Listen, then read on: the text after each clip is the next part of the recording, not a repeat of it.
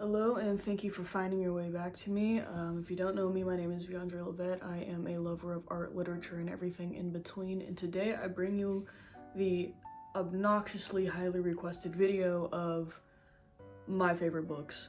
But I'm gonna add a little bit of twist to it. It's actually going to be my favorite books from my bookshelf, because I don't have some of them.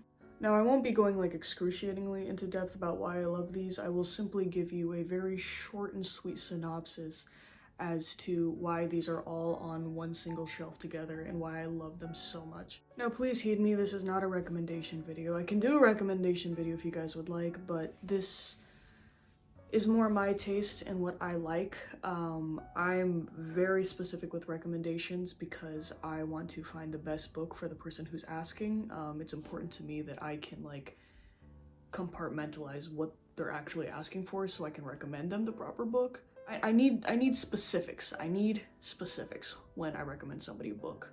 So these are just my taste. I'm going to try to be as least pretentious as possible while doing this. First and foremost, the Autobiography of Malcolm X. I'm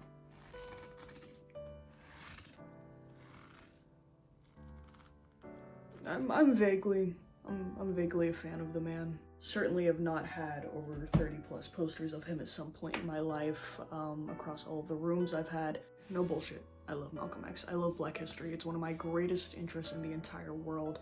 And the love I have for him is, parasocial at best. What entices me the most about his actual autobiography is that it does not get as real as this. There are thousands of hundreds of books about Malcolm X out there in the world. This comes directly from his own mouth. This comes directly from when he was on the ground doing the work he did and his life leading up to it. It did not take a lot back then to become radicalized. It did take a lot back then to become radicalized and have a platform, and this man did so fearlessly. A good quarter or more of this is just straight up a manifesto. Good. But overall, Malcolm X is absolutely the reason I am the way I am politically, and I have an entire shelf full of solely Black history.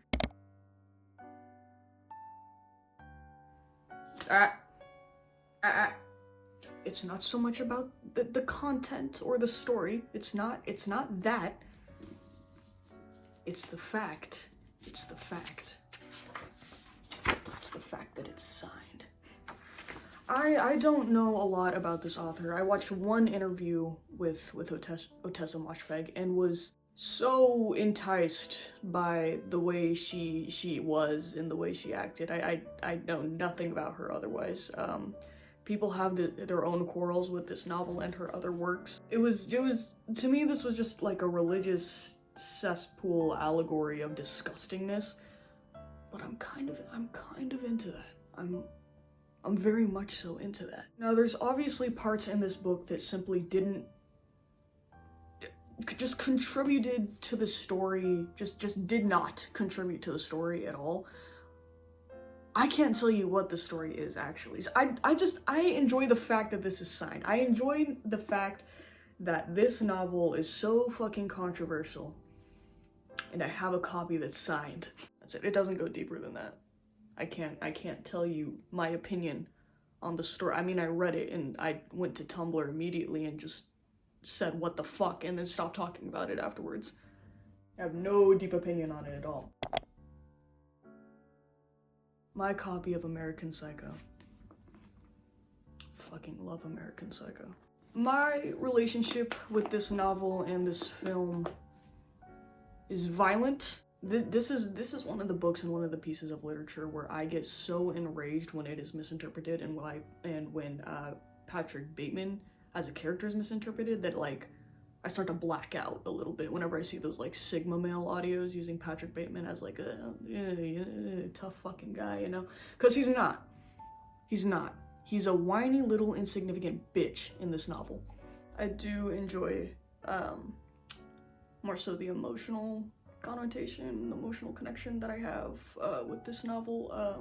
I think I'm more so interested in the emotional connection I have to the book itself, like this actual physical copy of the book itself, because it's annotated to hell and back, but I also picked it up on the way to go pick up my lover for the first time from the airport, and I read it until like some crazy fucking thing in the AM until I was, my friends and I went to go get him. The hotel was on a top floor in a city. It was dark. I had no pants on. I was drinking coffee in the early AM and I was reading American Psycho. Nothing could be more perfect than what had played out that night. That vibe, I will be chasing that vibe and that night and that feeling forever. Betting on the Muse by Charles Bukowski was the first Bukowski book that poetry collection that I got into from him. My relationship with Charles Bukowski is also violent. I love him as a writer. I love what a piece of shit he is. I don't love him as a man. I have a picture of him on my wall, actually. I flip it off every time I go out the house, so I love Bukowski the same way that I love hard liquor. One shot, two shot, one poem, two poems. It stops stinging the more you get into it.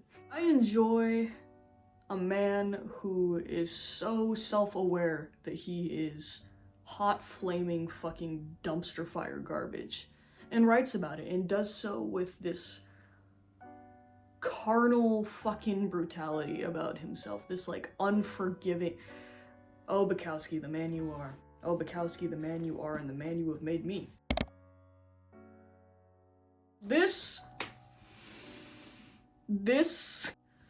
This is my favorite book in the entire universe. James Baldwin is my favorite writer in the entire universe. I have said this time and time again. I have answered Instagram story after Instagram story after inquiry after inquiry after comment, asking me, what's your favorite book? Who's your favorite writer? And every single time I say this, and every single time it's asked again in the same comment section, I'm going a little fucking crazy. I cannot ride hard enough for Giovanni's Room by James Baldwin. I cannot ride hard enough for it.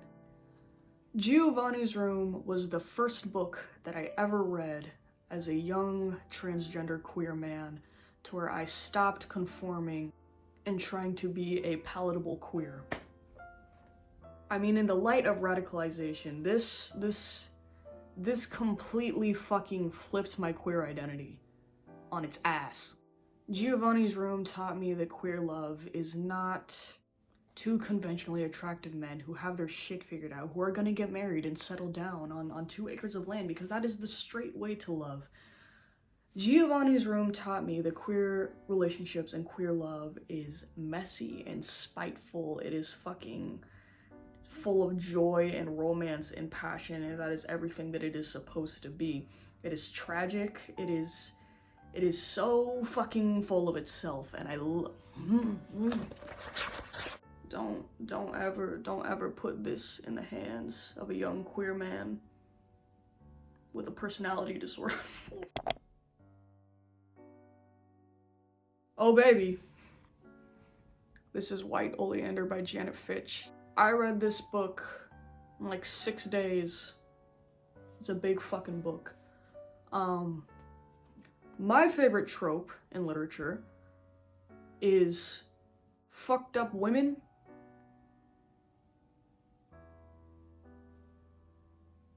One of my favorite authors is Gillian Flynn, to give you some insight.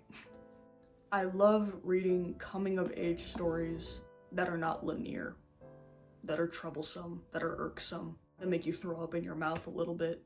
There are disturbing scenes in this. This deals with shit like the pedophilia and sexual assault and all those other like greasy, dark, disgusting things that nobody wants to write about or talk about.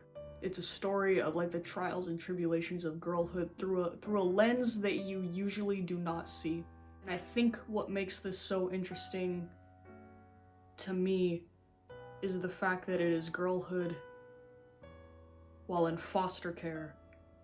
Not just one, through all of these different foster care homes. trying to find yourself while being moved from place to place to place with a mother that is in prison, with a narcissistic mother that is in prison. What Janet Fitch has taught me in writing is that only a woman or somebody who was born a woman can write women. Janet Fitch in writing taught me that the complexities of female characters are not to be alluded solely to their relationship with men. This is not to be read if you are not ready to confront the mentioned dark and taboo topics within yourself. It's graphic, it's gory, it's told from her point of view. It's not pretty. It's not fucking pretty, but that's what I enjoy about this novel. Not necessarily those scenes, but the fact that it's not something that's alluded to or completely destroys her or rebuilds her. It's something that was simply a part of her life that obviously she dealt with in her own way. She crumbled, and instead of having it and the act and the man be the center of her story, it was merely a part. So, short and sweet, those are my favorite books that are on my shelves. I hope you enjoy. I am going to mention my Patreons here really quick. Please feel free to join my Patreon for poetry, writing, anything else that I have that I feel like is worth throwing in there. I also have a newsletter and a substack, which I would also greatly appreciate you subscribing to. That's it.